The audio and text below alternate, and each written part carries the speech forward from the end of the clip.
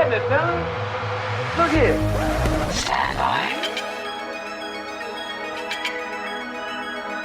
One for C-Lab, two for Troy Eagle, three for Wolverine to round out the trio. In this episode, everybody dies. Broadcasting live from inside the Power Band. This is The Blah. In this episode, everybody dies. I'm your host, Mr. the Wolverine, along with my intrepid companions. Head in a Jar He-Man. Hey. And the incomparable Slab 2 Weeks. How's it going? That's right. Welcome to the show, folks. This week we're talking about the 1980. Is it 92? 1992 sci-fi outlier split second starring Rutger Hauer, Kim Catrall, Alan Armstrong, Pete Postlethwaite. I think that's it as far as known cast members goes. And yes, Michael J. Pollard. Oh, sorry, of course, Michael J. Pollard. Bro. That's a freaking death. I know. That's terrible. Not cool, dude. Not cool at all, man. And it's like a science fiction sort of supernatural thriller, kind of odd, following on the heels of Event Horizon. It's really nicely done, Eddie, I have to say. And the conversation that we had about that last week. So let's dig into it with some high level. Chad, go. No, I don't want to go. Benny, I want Okay, Benny Ben, go. You picked it. You go. Yeah. If you're willing. No, I'm not willing, but I'll do it. Fuck you. All right. Nice job. If you give me a Scooby snack. Yeah. Somebody recommended this to us ages ago. I don't remember who. Sorry, listener, whoever the hell you are. We love you. Yeah. This was my second watching. I think I watched it like maybe, I don't know, 3 or 4 months ago, something like that. And yeah, enjoyed the hell out of it. It's I think I'm not sure if it's accidentally funny or if it's supposed to be funny, because it's really fucking it's funny. And yeah, I'm going to leave it there. I like it. Well, I think this is like prime cut steak example of a movie that I had no idea existed, probably because I was 12 when it came out, you know? So I feel like you guys might have come across it earlier than I did, but maybe not. And it is fucking ridiculous. It is ridiculous and funny. And like, I kind of don't know why it's not better, or like the idea is interesting, and like Rutger fucking Hauer, dude, Kim Catrall, like it's like it has so much going for it, and then it just completely like caricatures out and is just so ridiculous, man. Like he's so jacked up on chocolates and cigarettes, and like it's just really, I don't know. It's almost like a Naked Gun-ish undertone, and I'm like super here for it. So okay. I don't know what I think, and I enjoyed it, and it was ridiculous. Is my yeah, sure, nothing wrong with that. I mean, you know, you could be here for it even though you have no idea what here is. Yeah, exactly. It is rather. You know what I mean? It's confusing. It's really confusing. Fucking funny. I mean, man. I don't know, man. Yeah, okay, I can see why you would say confusing or use that word. Like it. Well, I loved it, and it's like we got trench coats, we got sunglasses at night, we got cigars, we got a watch built into one fingerless glove, we got basically a Gatling gun that shoots shotgun rounds, like super 80s and super over the top with all that, and then a really good covered in pigeon shit. Yeah. Okay. So pigeon shit and water, and then there's like a cool story there too. That's actually, I think, pretty well done, and I think it all somehow works in like the weirdest way. I'll just kind of leave it there for now because clearly we're gonna do a little digging. Get your shovels. That's it. Word up. I think it's like the layers. You know, it feels like someone had all of the ingredients to construct a really good sandwich, but then just like someone kept like sliding other random shit over onto the table. It's kind of like you were put in front of a table with a bunch of deli meats and accoutrement and blindfolded, and you have to like memorize where everything is, and then a person starts like sliding weird shit over, like peanut butter, and then eventually you just end up with this like, what the fuck am I eating kind of situation. Because like, for whatever reason, I started the movie and I might have been like spacing out, but I missed the opening first sentence of the, whatever, the crawl, the overdub kind of like explaining what's going on. And the first thing I saw was like, the city is in underwater. And I guess the first sentence of it is like, London has had torrential rain. So I didn't even realize it was London in the opening scene until they obviously say it. But I just thought that was really funny. I was like, oh, the city is full of what, they won't even say what it is, And, and then there's just like flooded sets and like fucking gumboot wearing cops and like fucking radio. We're like, oh, make sure you take your rat medicine because there's rats everywhere, Right.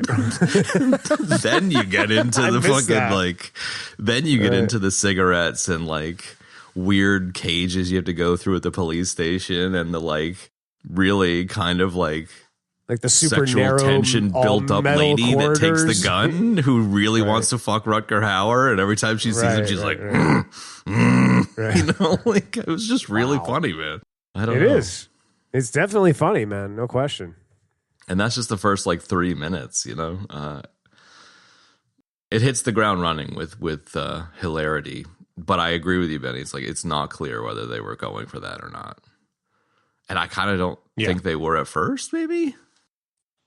I don't know, man. Like the way Rutger Hauer is playing it, it seems like he's trying to be funny, but he's Rutger Hauer, so you're not ready for it, And like you're thinking like, oh, it's fucking, it's Roy Batty, it's the fucking Hitcher, like like he's like really intense, but also really silly,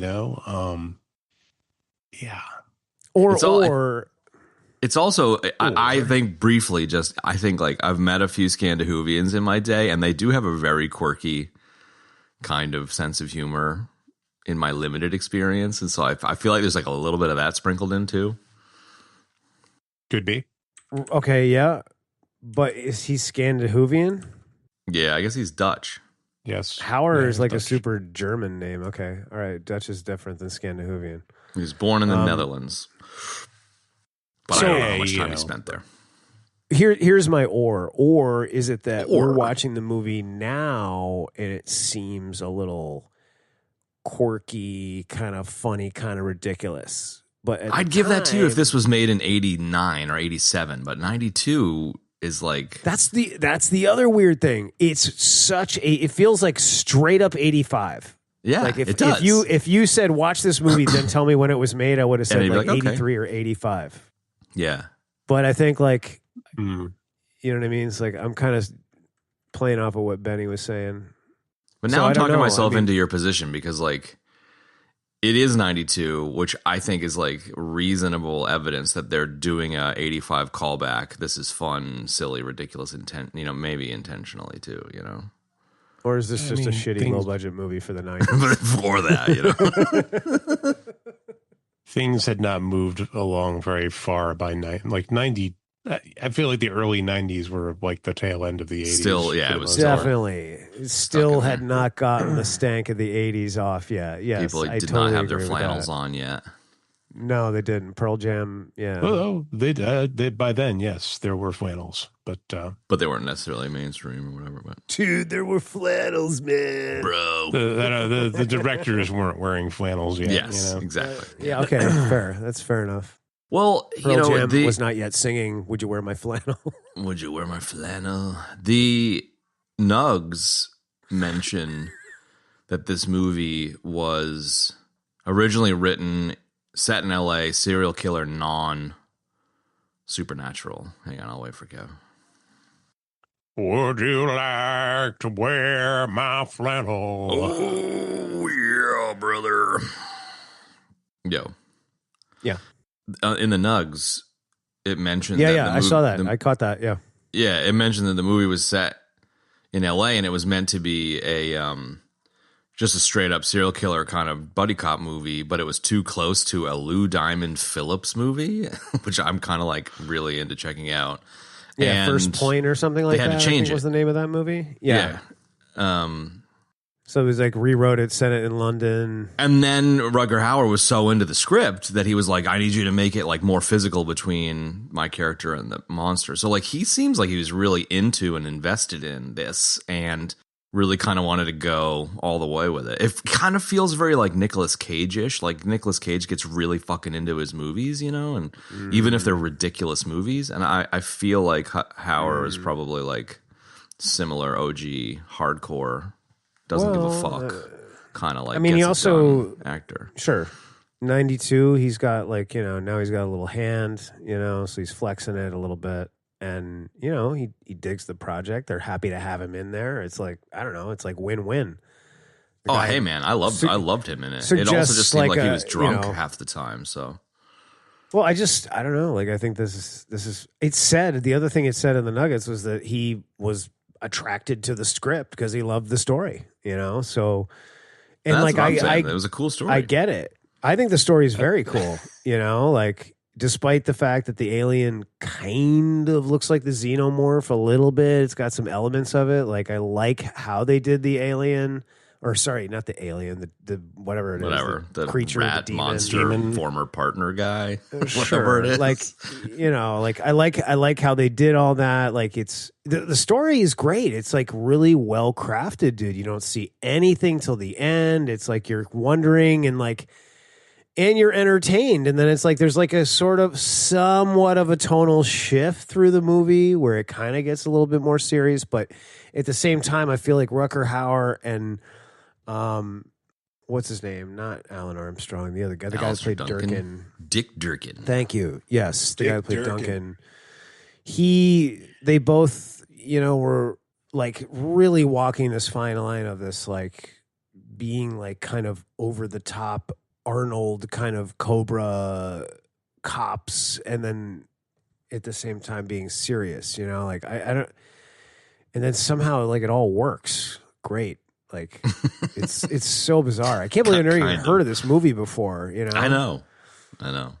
No, I think it does. Like it's I was thoroughly entertained. I was glued to the movie, and mind wasn't wandering or anything like that. Like, it was, enjoyed it. Really enjoyed it. Kim Catrall, circa 92. Like, come on. Nah, no doubt. No doubt. Look, I know it's not in the script, but I think we should really make out in this part. There was a lot of really weird kissing right going after on. you get bit by the demon, I'm going to start making out with you.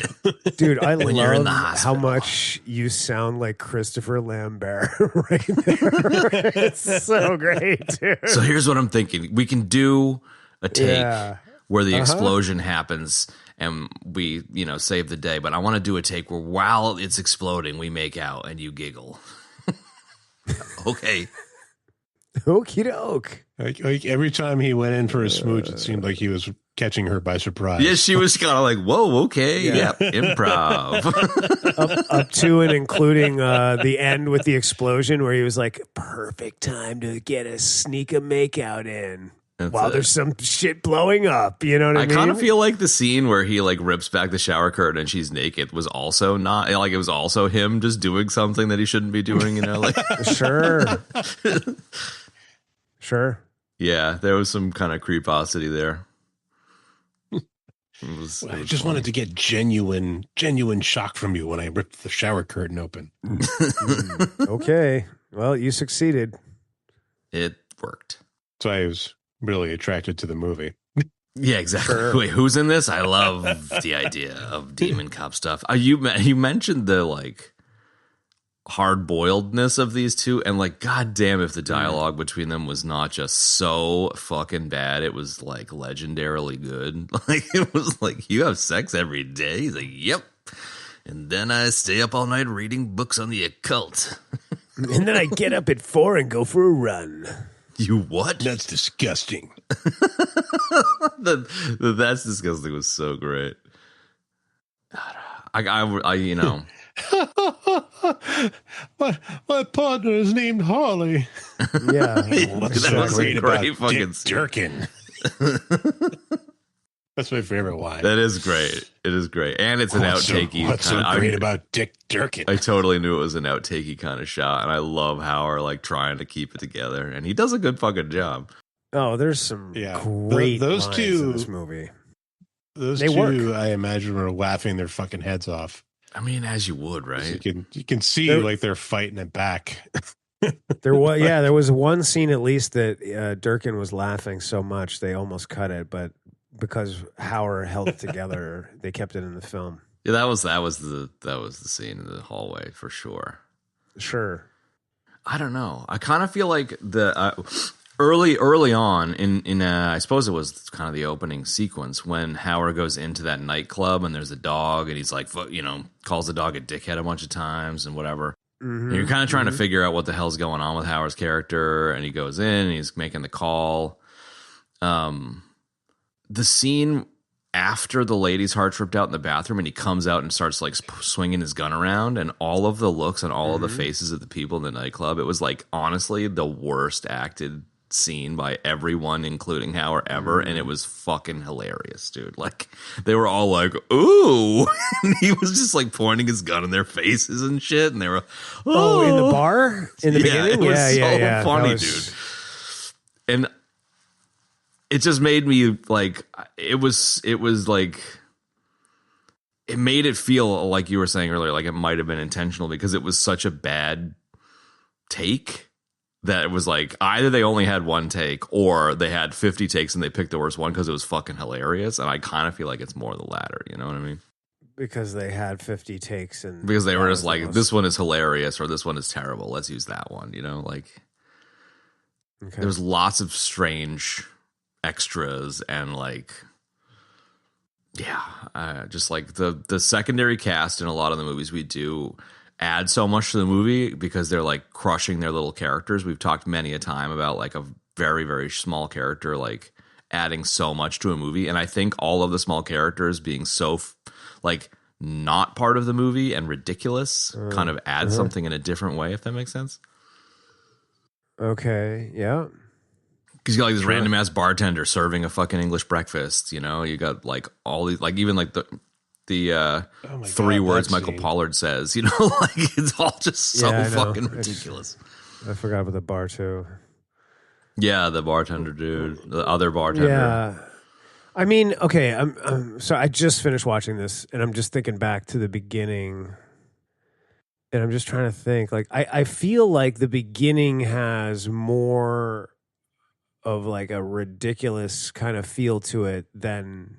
Like the ending, it feels a little bit more sort of gelled up, you know? I don't know if that's what you guys think or not, or if you agree or not, together. But like, you know, I think like at the beginning, like I was just loving it. I was just loving the, you know, whatever attitude walking through. I don't care how deep this water is, you know, my trench coat, you know, sunglasses, the fingerless glove, dude. He just walks into the club, flashes the badge at the dog and says, "I'm police, dickhead." Bends down to say it to the dog. Like, that's so ridiculous, man, you know, and going into the place, the bar, like... Oh, and in the 2-drink minimum, 2 coffees. I need 2 coffees, extra sugar. It's fucking great. And the lady's like, you know, it's a 2-drink minimum. And I was waiting for a, "Oh, you hot for me tonight." I started thinking about that. "Are you wanking?" "Are you wanking?" Right. And then, you know, we're going on. The girl, "Hey, can you guard the bathroom?" You know, "Yeah, sure, no problem." Then he like immediately walks away from the bathroom. It's like, what are you doing, dude? You're a cop to boot, you know? And then like pointing the gun at everybody. Like it was so outlandishly over the top for the first like 20 to 30 minutes. Goes into the police station, you know, everybody's like, "Ah, dude, you're such a rebel." And he's like, "Fuck you, man. I don't care about anything." So like, I don't know. It was so ridiculous, like 80s in the beginning, you know, and then I feel like it kind of calms down a little bit. He's still like a nutball, but it's sort of corner. Right. It turned the corner, tapered off, whatever you want to say, you know, like. But I also want to say it kind of came back to ridiculous at the end, you know, with the like monster fight in the sewers, you know, like fucking ripping out his black heart that's like has like yellow pus coming out of it and then he shoots the heart out of his own hand. It's pretty funny, dude. It was pretty funny.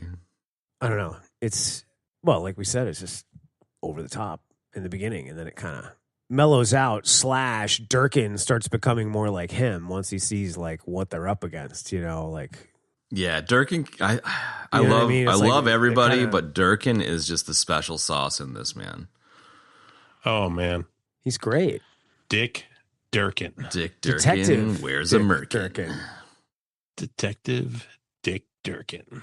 It's such a tropey thing, you know, like the gritty, He's an hard Oxford boiled man. guy comes up against the like newish, straight laced dude, and how he turns Sure. him to the dark side by the end, and like, Not even. fuck, does he do a good job of it? He turns into him. Especially that last scene where they're with the chief Thrasher, which is the best name ever, and they're both just like in the hallway, be like, but the pentagram has got a triangle, and that's the Scorpio water sign. The guy's just like, you guys are fucking crazy, dude.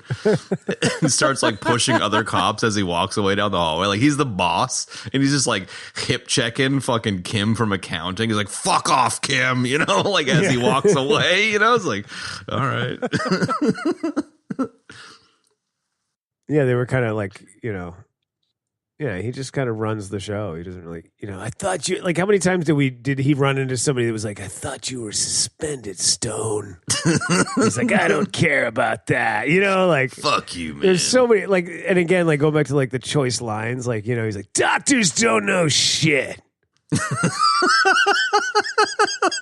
It's There's so good. some really good lines, man. Swats his hand away while he's saying it. Doctors don't know shit.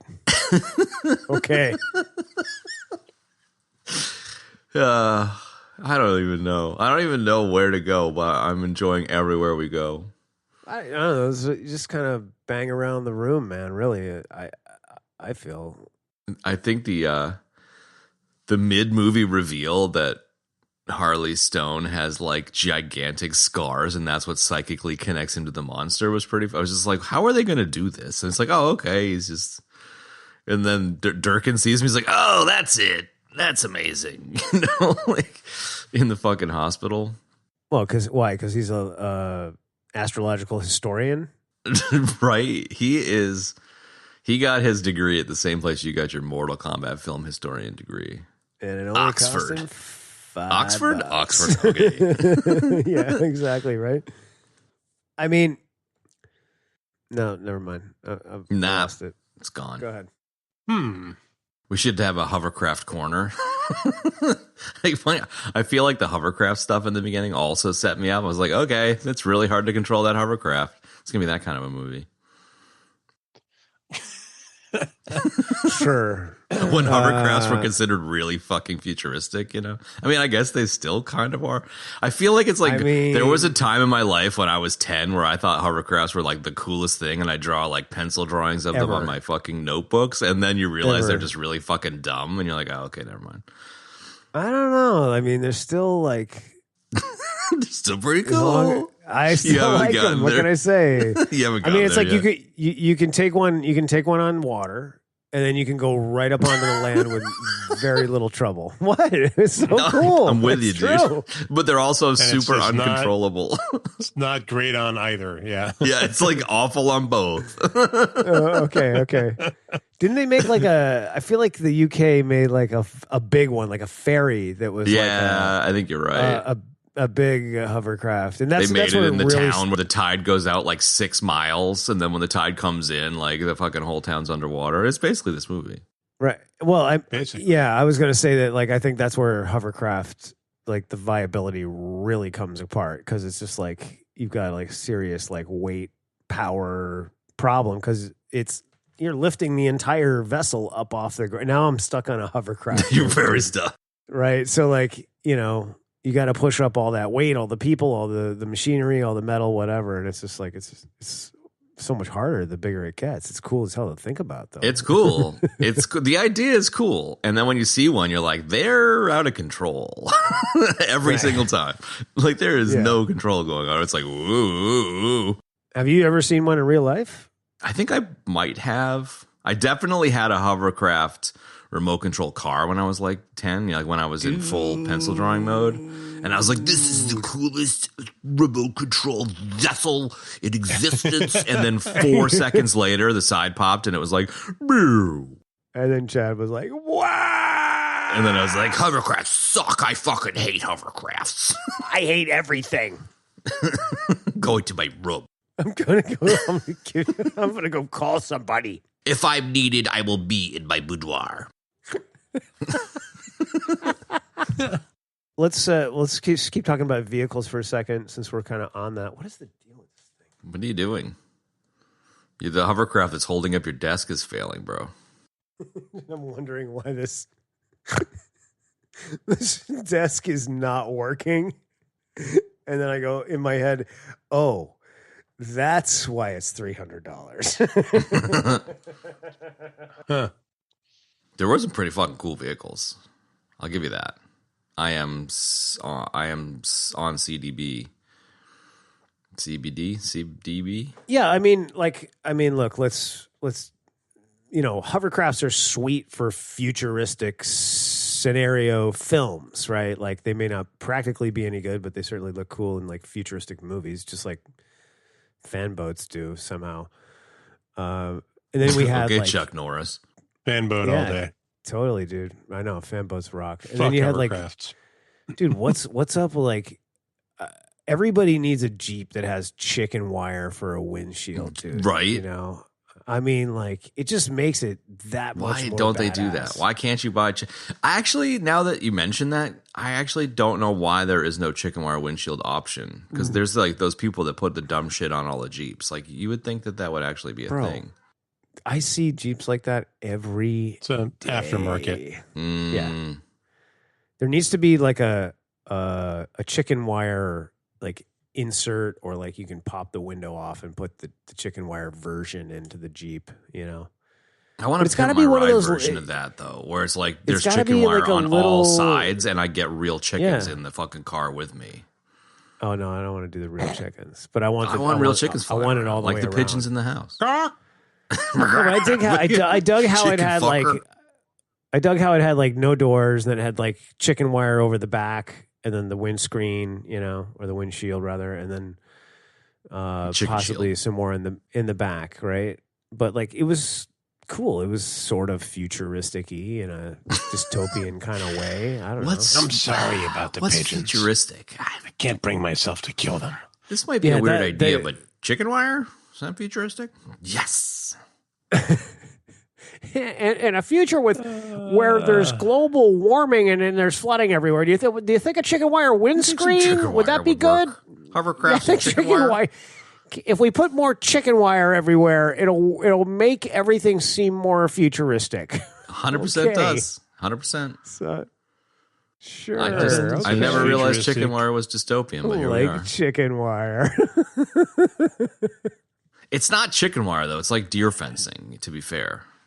No, it was like chicken wire, dude. It wasn't dude, deer fencing is like. I think we're paper, quibbling basically. here. We're splitting hairs. How would you clean the blood For all off the intents walls and purposes, in a it's spaceship? chicken wire. Okay, yeah, exactly. It's chicken wire. So that's fair. we That's had fair. there was. I'll take a like some pedantic cool- death for that. Actually, I think it's more of a square deer fencing. Deer fencing, as you know, is rectangular, but this is the square. It's the thicker gauge hexagonal wire. in nature. It's thicker gauge. It's clearly powder coated or some sort of coating. It's not galvanized. it might actually just be like plastic, It could be. roadside. To be fair, yeah. Yeah. We had the hovercrafts, we have the Jeeps, and then I think that's it. There was no like cool They were aerial they were kind of vehicles. Land Rovery though, weren't they? They weren't really Jeepish, were they? Okay, whatever. There was Land a Jeep, Rover, and sure. then there was like whatever Durkin was driving. Yeah, he was driving that. Something Cool. else. That was kind of more Land Rover-y. kind of like a small Land Rover, right? And then they had like Something like that. Yeah. Something. and then like oddly at Some the weird end, like British contraption. we see them all cruising away in like a speedboat, Yeah, that was random. and he's like, "Shut That was up, very random. Durkin." Yeah.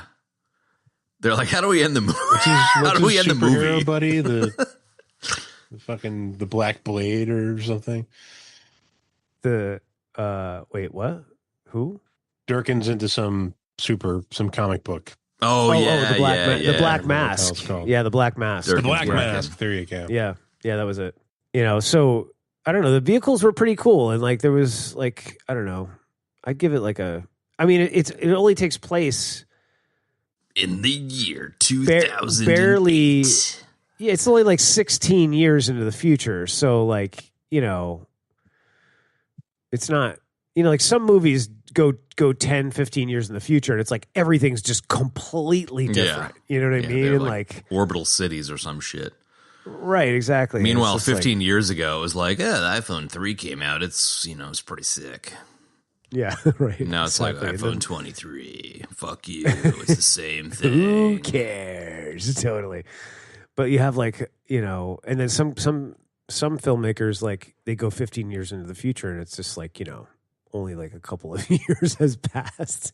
And that's fine. And that's probably a little bit safer. It's certainly cheaper to do it that way too, but like I mean, it makes it sense. had I certainly appreciate like even if I don't like the aesthetic, which I did, like I appreciate the effort they made to give it its own like unique look, and like it worked with like the water, like everything's basically at night. There isn't a single shot that's shot during the day that I can recall anyway. It's like Yeah.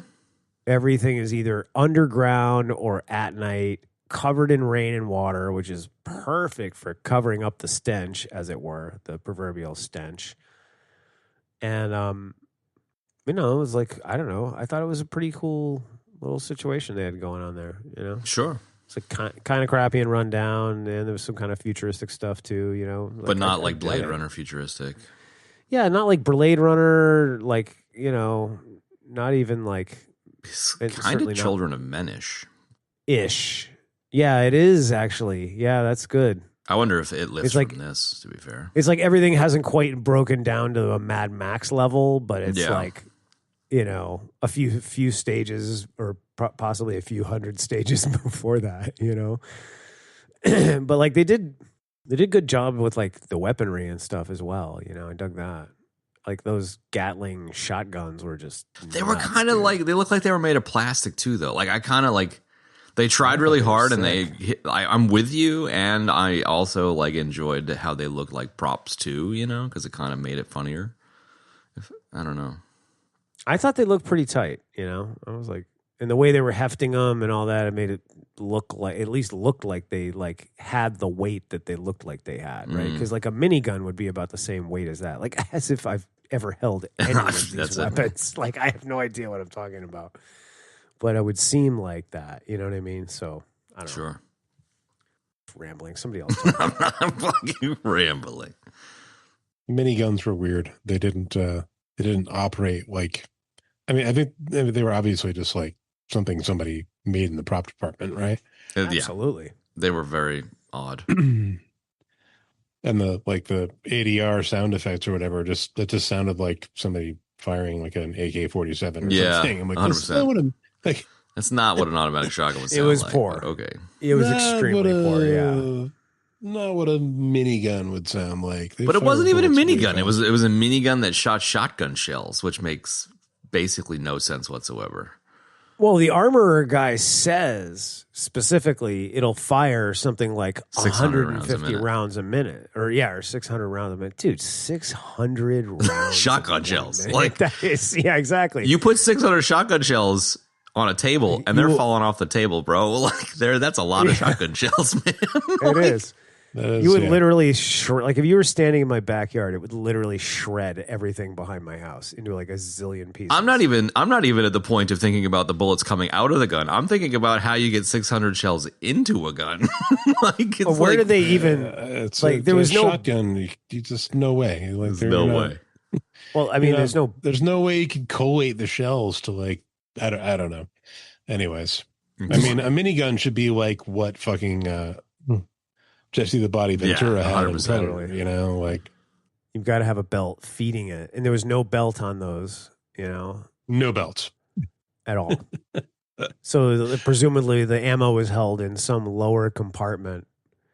You know, we couldn't discern what it was. Maybe Dick Durkin knew, but we didn't know. Well, he was very liberal with his use of the weapon. Like he was.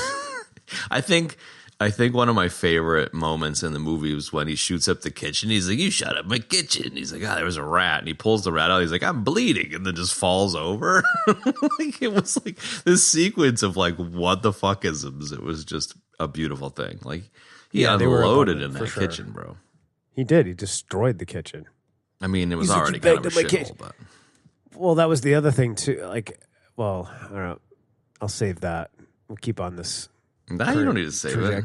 No, because I wanted to, like, I agree with Ben about, like, you know, the sound design was probably one of the only things that was, like, a little bit lacking. Like, the soundtrack was actually cool. I dug that. You know, like, everything, a lot of the elements. Knights in White Satin over and over again. Yeah, exactly. Yeah, it was dirty. I touched the heart in the fridge.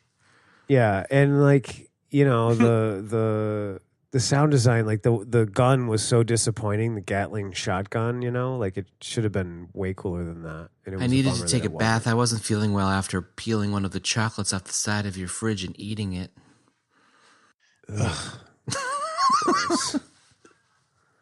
My favorite thing about that is she peels the chocolate off the side of the fridge, one of the heart chocolates, and then at the end of the movie, there's a shot of the side of the fridge, and there are 0 chocolates on the side of the fridge. So she spent like 2 days walking around eating fridge chocolates, and I'm here for it.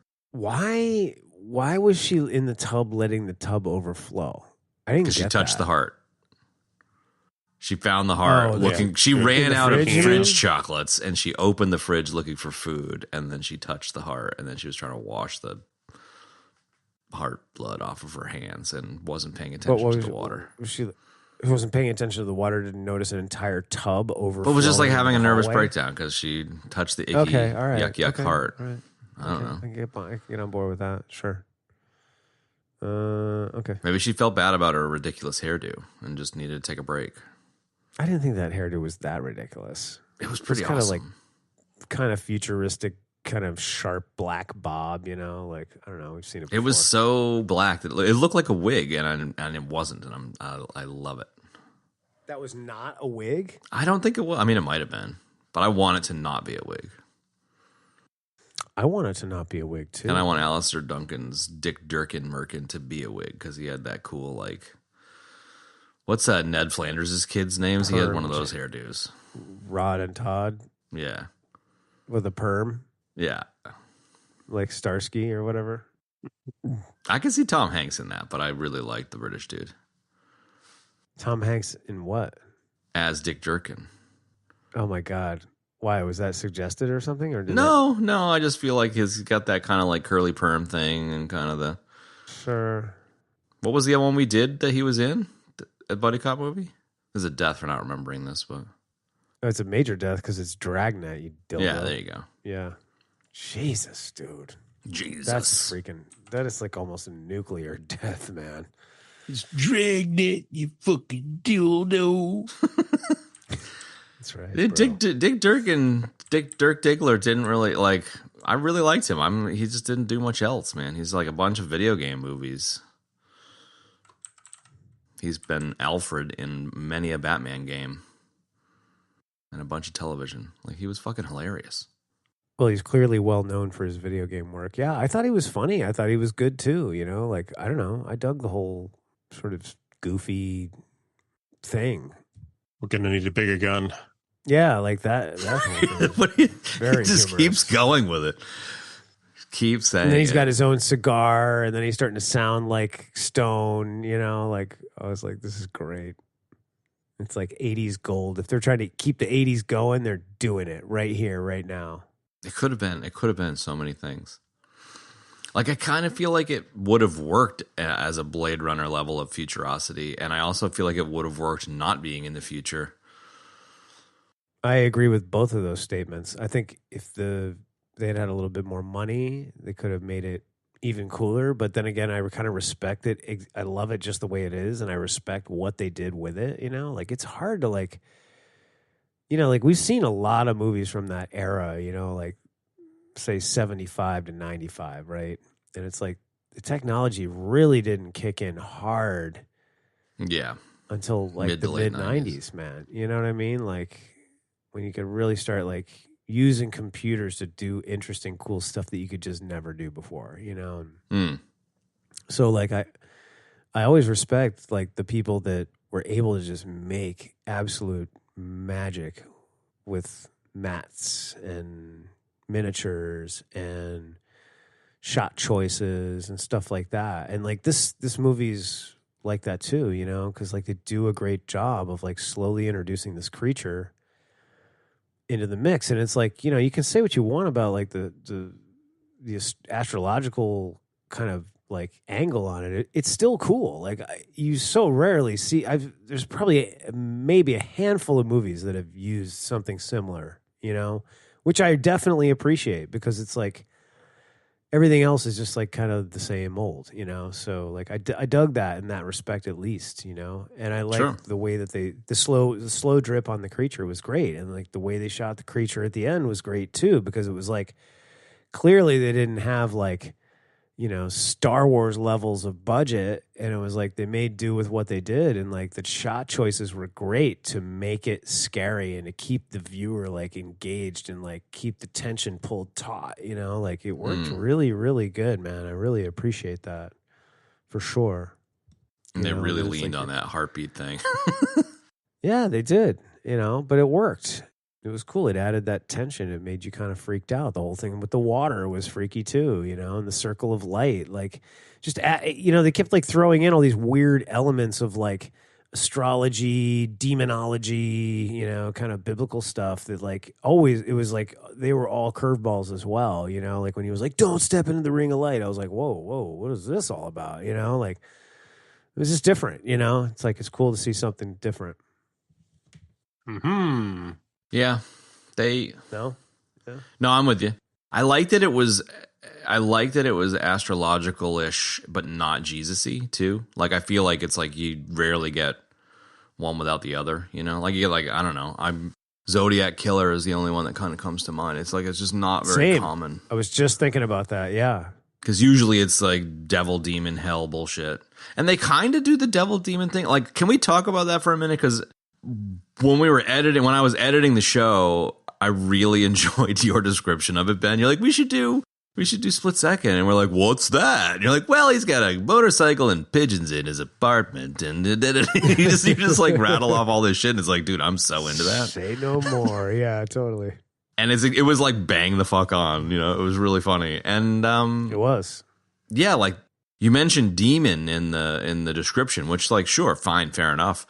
But like, it kind of, was he a demon? Was he a rat mutant partner DNA monster? Like, was it his partner? Because that's kind of what I thought at the end. Who is the monster? Was like a mutated version of his partner with like fucking rat DNA in it, or? Oh, whoa! I just no. I think just whatever it was, it absorbed the DNA of its victims. Yeah. Okay. That's crazy, man. Like when they got the report back from the lab and they were like, this has the DNA signature of all 5 of the victims, I was like, whoa, that's crazy. My favorite bit of that is like they have that exposition about the DNA, and they're like, whoa, it's actually a monster that absorbed. And the guy's like, are you expecting me to believe that it's a monster? And then they leave the room, and he picks up the DNA report and starts reading it. The chief is like, as if he's reading a fucking DNA sequencing. It was really, I got a fucking real kick out of that. What do you mean, like as if he was reading the newspaper or something? Yeah, he's like as if he would understand like a fucking DNA right. sequence. He'd be like, well, the GATAC, yeah, definitely that G should be there. You know, it's like, oh, you have the DNA report. Oh, let's see let me that have a look because at we that. all understand how to read those. haven't seen one of those in sure. years. I don't What is know, all guys. this? Yeah, what does all this mean? It was fucking hilarious, dude. I love it. I don't know. Funny. Yeah. I mean, you know, you guys are taking a lot of time to be like, oh, this was cool and this was cool. And I'm over here like, I don't know, man. Seems like they were just throwing shit at the I think you're walls, right, you know? dude. Like, Yeah.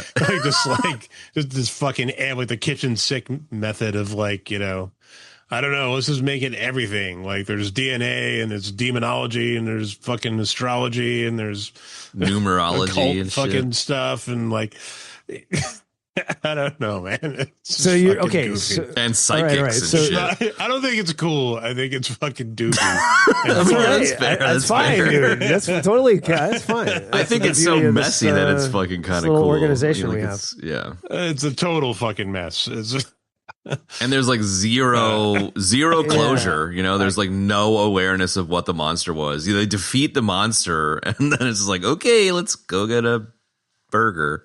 I mean, I'm gonna hold. I still love it the way it is. Like I wouldn't change the thing. But like I totally get what Let's you're go saying. boating. And like I think like Hey, you guys want to go out on the boat? so Ben, you're really more of like the like none of this like Chad and I are like trying of like we think we're like We're unlocking trying the to find mysteries the of the meaning. universe. In Hold a on, meaningless and- piece Oh, of yeah. cinema. yeah. Chad and I think we're like unlocking some sort of like secret book, and like Mate. this is basically just all like a completely coincidental mess. Is, There were like sort of where 60 your episodes angle where is. you Is had that the right? ancient aliens I background, love this, dude. I dude. think like finding connections here is half of the fun, right? Sure, but like Yeah, I mean, it's a movie. There was going to just be like a serial killer movie, and then they changed their mind Into So, a like, xenomorph killer movie. Right. It's a mess. I'm not sure why the monster had like a visor. I know that was funny. It was like a motorcycle Like, what? visor. That's What- what's fashionable. what? Yeah. It's like they like put the monster shit on over a motorcycle helmet. I don't know. Sure, It was, totally. I mean, look, like, and the other thing too, to bolster your angle, Ben, is that like, you know, a lot of times back then, like, that's exactly what they would do. They'd be like, you know, Star Wars is hitting hard in the box office right now. They like put some Star Warsian Make me a Star Wars. shit in there. Yeah, to make it. We've watched a few movies. We watched quite a few of them. 100%, man. So it's Star like, Crash. you know, Aliens had come out already, and Aliens had come out, and like, you know, it's like, you know, why not make it like xenomorph-esque? Like, you know, I don't know. I don't really know which it is. Like, But it's like maybe the it is xenomorph comes in and like will punch a hole in your head with its like mini tongue xenomorph, whereas this xenomorph comes in and like takes he's off got, your like, a- sunglasses and is like, there, now you look way better. Okay. Well, he's kind of like, you know what I mean? It's like, and like gently running his claws over your face. It's like, you look pretty you sound, today, you know? you sound exactly like Beetlejuice, dude. Oh, Kind of. I mean, he kind of actually You has do. a bit of a creepy Beetlejuice vibe. no, you sound like OG Beetlejuice, not the guy in the movie, dude.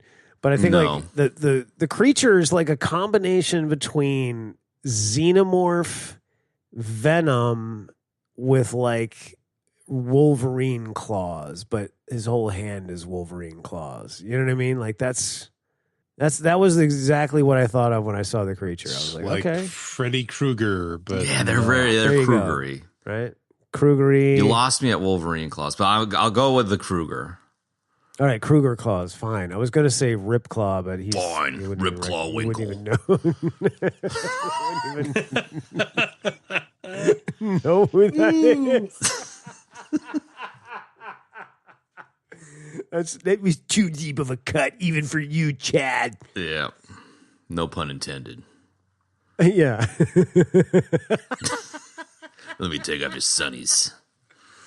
Oh my god, dude! Slam dunk and again, well done.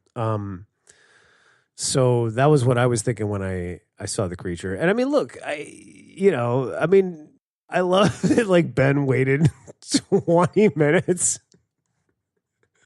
to tell us that we're like a bunch of losers. 20 minutes. We're like 6 hours into this show, bro. No idea what they were doing. I love that.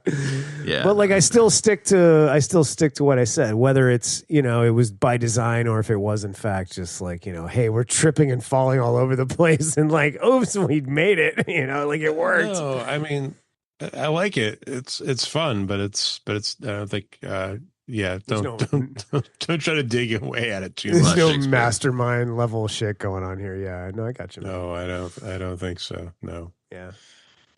Again, I think it just threw everything and the kitchen sink. Yeah. No, I'm with you, man. Can we bring glasses that are too small for your glasses? face back into fashion? Because I really was into the different eyewear. I was here. just into his whole like His whole vibe, dude.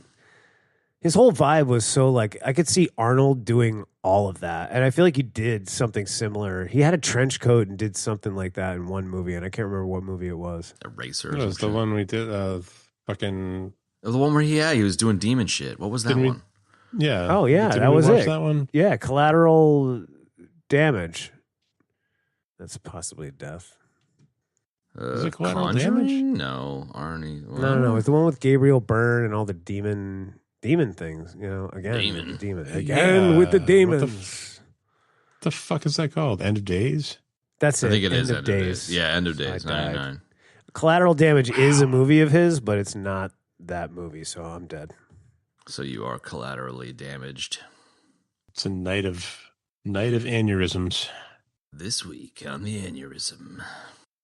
Do you think Barbara you could Dillbeck. Babs Dill Pickle? How many cons would you need to go to dressed as Harley Stone to get 10 people to recognize you as Harley Stone from this movie? 10. I don't know. You 20. really think we could get one? 20. I mean, you just go to 10 cons and Adam Savage would come up to you each time and be like, nice Harley Stone costume. And you'd be like, Adam Savage, I saw you at the last one. He's Adam like, Savage yeah, again. All of them, man. You're my spirit animal. You gotta get some really bulky leather pants and a turtleneck with like shoulder pads built into it. That would be such a fun Sure. con costume. You'd walk around with those chocolates, awesome. Dude, Little- just to wear. little tiny, Yeah. throwing coffee cups everywhere. just constantly drinking little coffee cups, little Just- styrofoam coffee cups. Just to be able to wear one fingerless glove with a watch built into it would be enough. Pretty fucking good. I started watching the Leslie Nielsen Naked Gun randomly while folding laundry, and goddamn, it's good and Leslie funny. Nielsen? Sorry, not Leslie Nielsen. That's a super Liam- Liam Leslie Neeson. Neeson? They kind of like Wow, they're like- Leslie they're like Nielsen, Liam similar, yeah. Liam Nielsen. Wait, They are Liam actually. I never Neeson, realized how similar they were. Leslie Nielsen. Oh, it's the same initials and almost like similar sounding names. How weird is that? Enrico Palazzo. But the So- new one is really fucking funny. And there's like a gag in the beginning where they just like keep getting handed coffee cups and then like get handed giant coffee cups and they throw full coffees into the back of their cars and then get handed another coffee cup.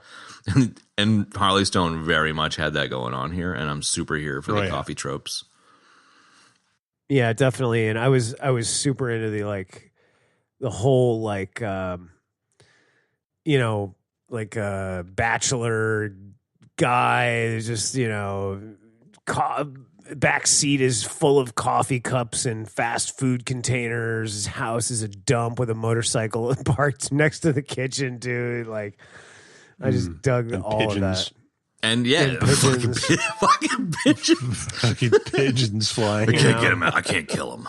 I can't get him out And of his here. crappy apartment Yeah, I was can't so bring crappy. myself to It was kill him. made out of literal cinder block. Like, how bad was that, man? You know, I feel like he just like sleeps on a pile of cinder blocks. Like that's his bed. Not even like laid out flat. It's just a pile. Sleeps Sure. on his chair or whatever. Sleeps on his Harley. I sleep on a pile of stacked cinder blocks. That I couldn't get that voice out of my head in the beginning because, like, I'm sorry about the pigeons. now you sound like freaking Booberry, dude. I love it. He kind of sounds like that He in this does. movie. He Like, does. He does. He's like, I sleep with a cigar in my mouth and my small glasses on. I never take off my trench coat unless I'm putting it over the body of a dead woman. You know, like, Right? Ruining a really nice jacket. The lady was like, she's dead, bro. Like, that's how I was. That's how I was feeling like the first 20 minutes. You know. yeah, 100%.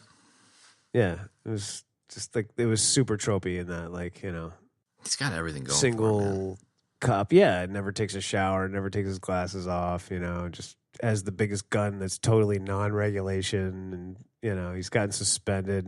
He doesn't care. Nobody cares. Then he gets unsuspended. Reminiscent of Sam Elliott sleeping in the fucking movie theater. Oh my god! Absolutely, dude. Freaking dude. You know, that was straight up filthy, dude.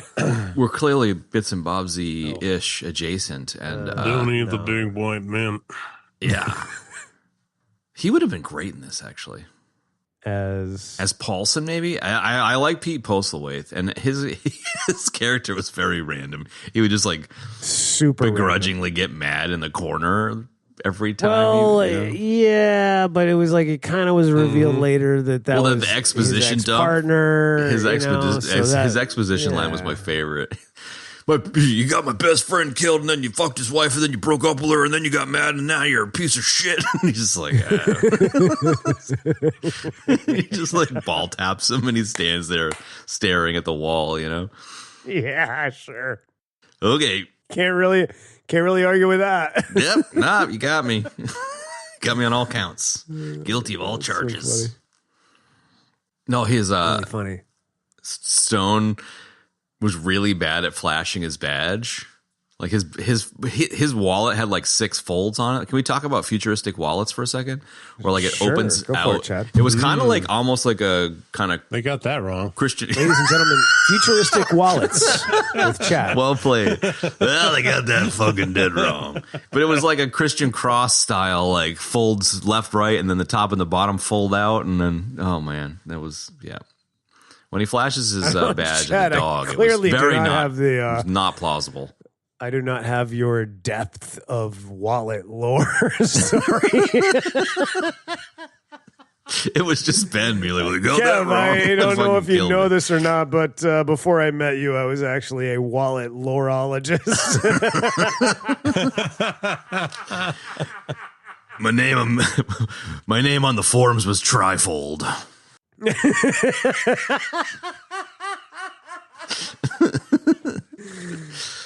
And it wasn't from a wallet, if you know what I mean. I had a bit of a triple neck thing going on, triple chin. Whoa. God, it would have been funny if it worked in some sort of Triclops angle there, too. Anyway, Ooh, yeah.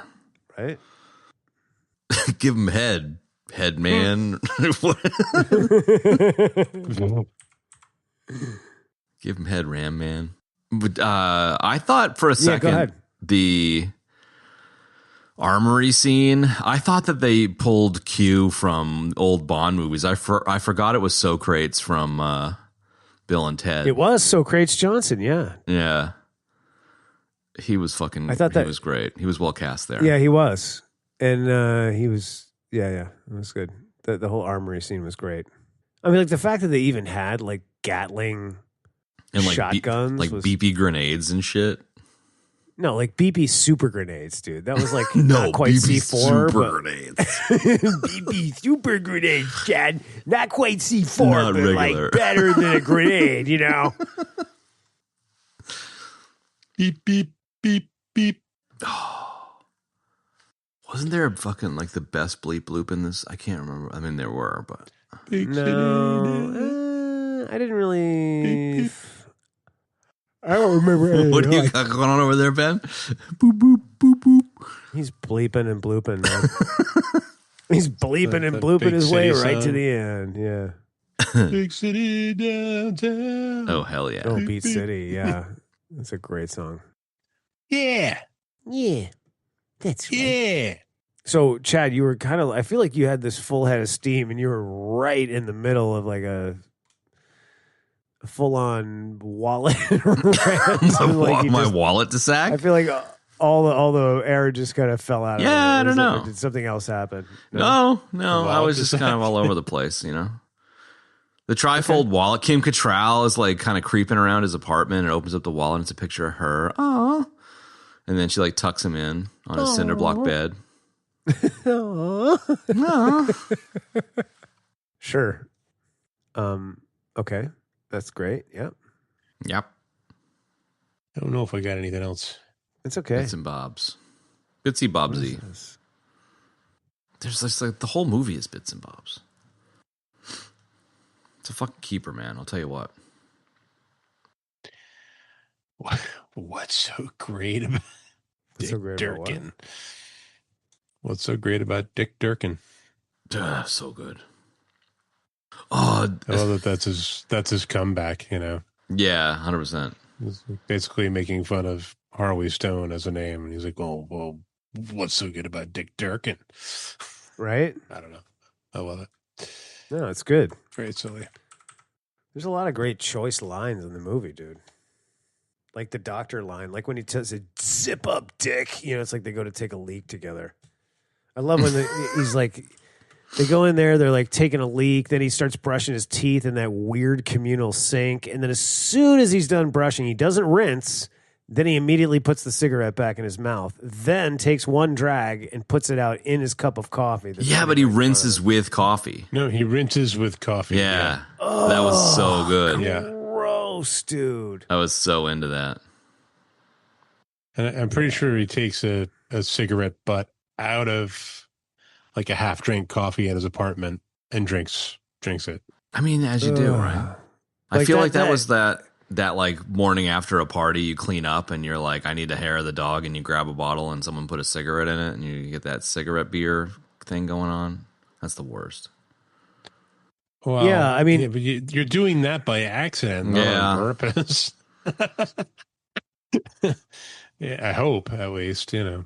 Sure. It reminds me of it reminded me of The Principal when Jim Belushi wakes up and like that's what he drinks. That's what he does in the morning. That reminds me of the Paula Abdul Pleasure Principle video.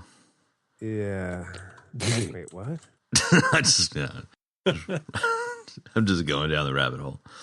The Belushi one. I don't know that one. What's The Principle? You never seen The Principal, dude? I probably have. I probably saw it on like it's like Principal goes TBS in. Yeah, he's like a blown out teacher. And they're like, dude, we're going to fire you. And they're like, oh, well, there's one job you could take. It's in the shittiest school in the universe. You know, it's basically like a Lean on Me kind of situation, but like not a true story and not with Morgan Freeman. But it's got like Jacob Vargas and like some other great actors in it, when they were young. That sounds like a good example of what you were talking about before, where it's like, hey, make me one of them Star Wars. They're like, hey, make me one of them Lean on Me's. Get Jim Belushi to do it. Sure, but this is like, that's a bit of a stretch, dude. Like, I don't know who would be like, hey, Lean on Me was like a marginal success. Let's make a movie like that. Tentpole movie. Yeah, right, exactly. It had Louis Gossett, it had Lou Gossett Jr. and it also had Ray Don Chung in it as well. I do have one last. Oh yeah. Oh, dude, Ray Don Chung is the best. But anyway, when the point was that when he wakes up in the morning, that's what he does. He drinks like a warm beer or a beer and then like pours like, you know, powdered something drink down his throat and like chases it with a Pop-Tart. Yeah, that's my kind of breakfast. And like old coffee. Like it's just like that we've seen that trope a zillion times hailing. in the 80s.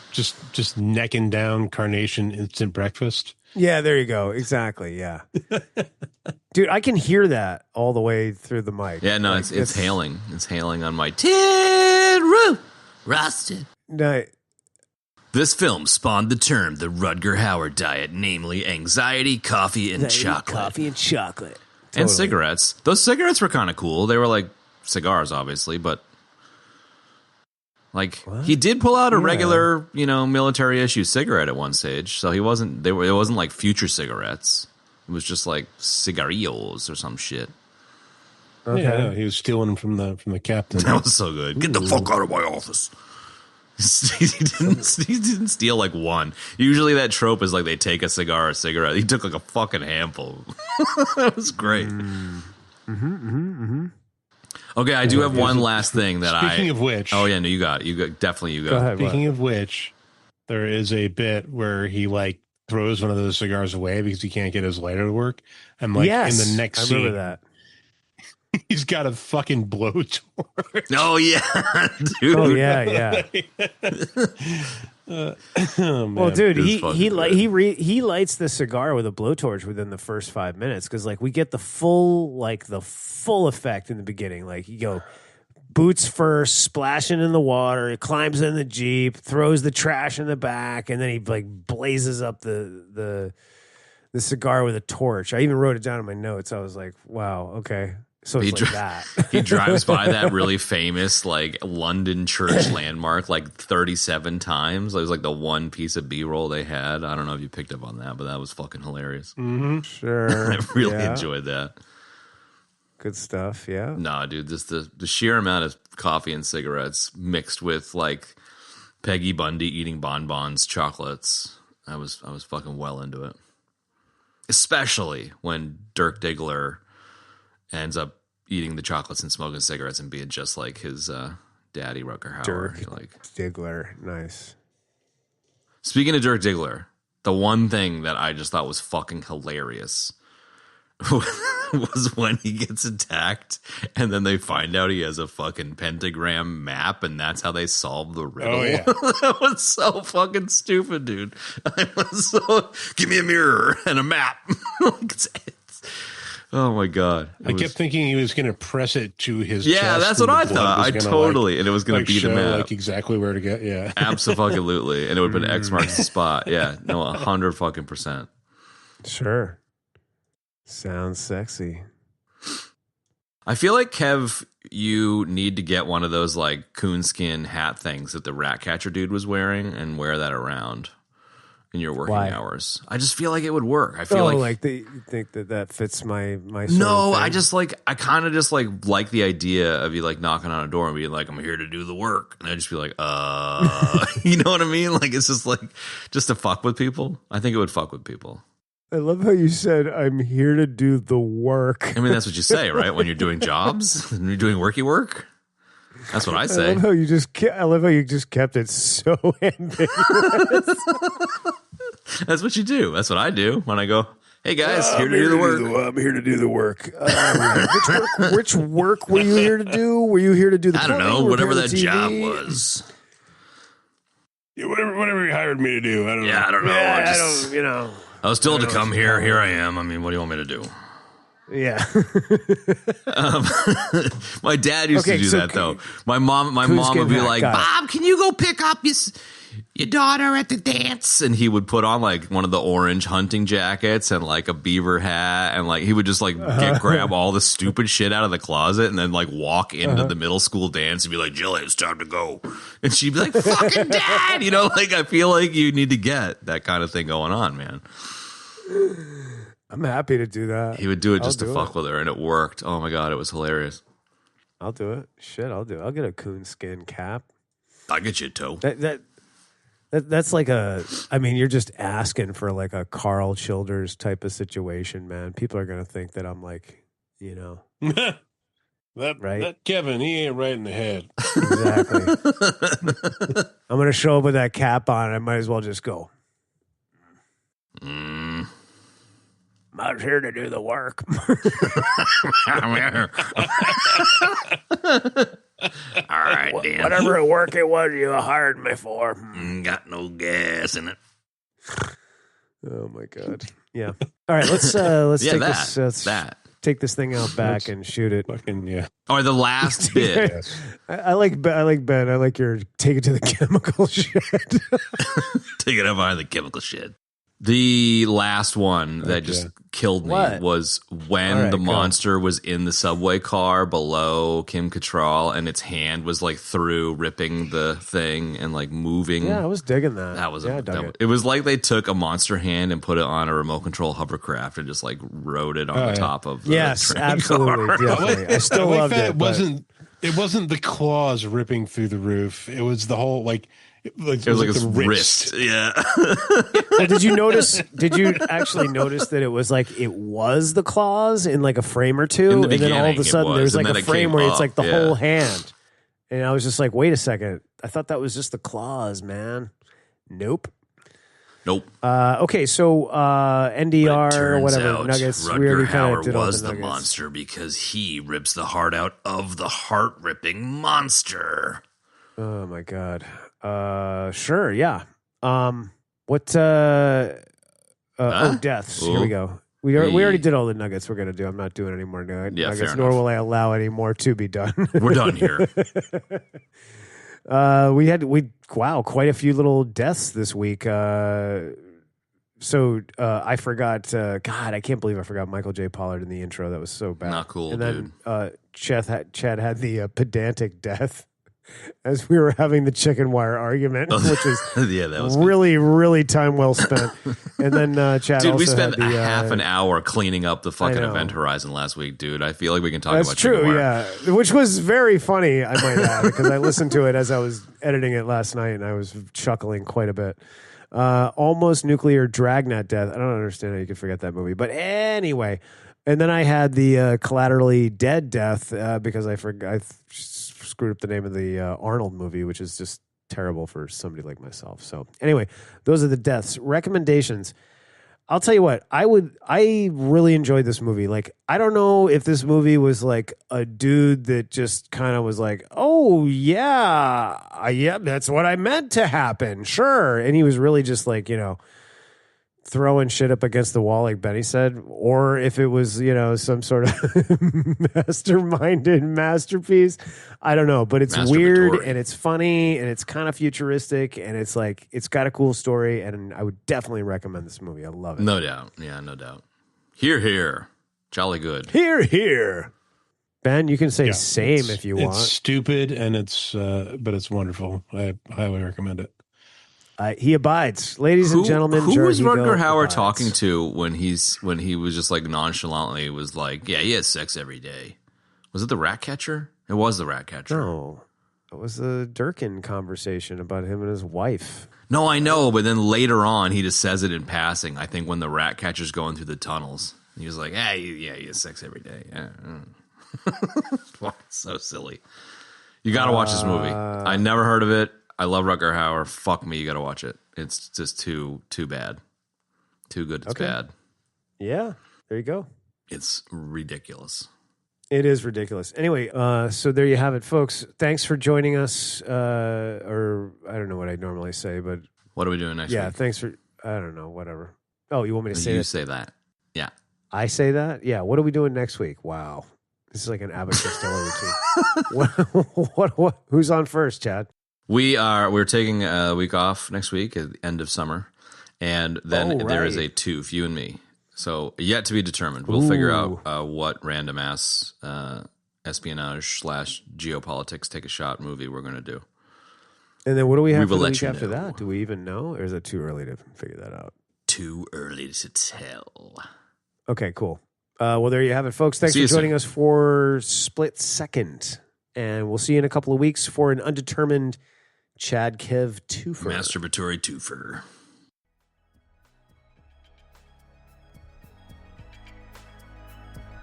Followed by your regularly scheduled programming the following week. And how? So long for now. Bye. Bye.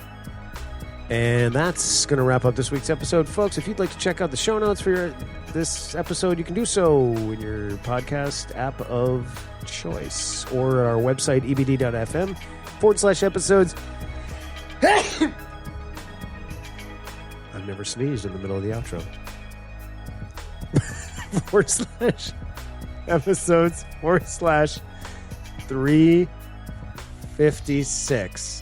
360. 360. 360. 60. 360. 360. Anyway, if you'd like to support this endeavor of ours, you can do so in a few ways. You can support us on Patreon directly. You can also tell people to check out the show. Also, rate us and review us wherever you get your podcasts. It's helpful. Also, if you want to join us on social, Instagram, at EBD Podcast. Feeling that's it. social. Thanks for joining us for Split Second. We'll see you in a couple of weeks For with a lame twofer. military shit. Yeah, lame military movie brought to you by me and Chad. Anyway, that's it. So long for now, folks. One for C-Lab, two for Choc-o-holic, three for Wolverine to round out the trio in this episode.